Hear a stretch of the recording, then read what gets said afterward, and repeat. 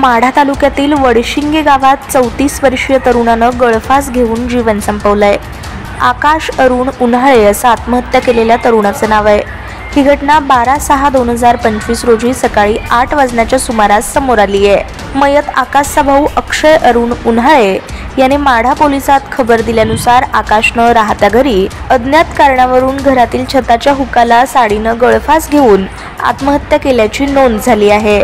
तरुणाच्या आत्महत्येचं कारण जरी पोलिसात दाखल झालं नसलं तरी अनेक तर्कवितर्क लढवले जात असून या दरम्यान एक चिठ्ठी देखील समोर आली आहे। आत्महत्येचं नेमकं इतकं कठोर पाऊल का उचललं गेलं याचा सखोल तपास माढा पोलीस स्टेशनचे सहाय्यक पोलीस निरीक्षक नेताजी बंडगर हे करीत आहेत।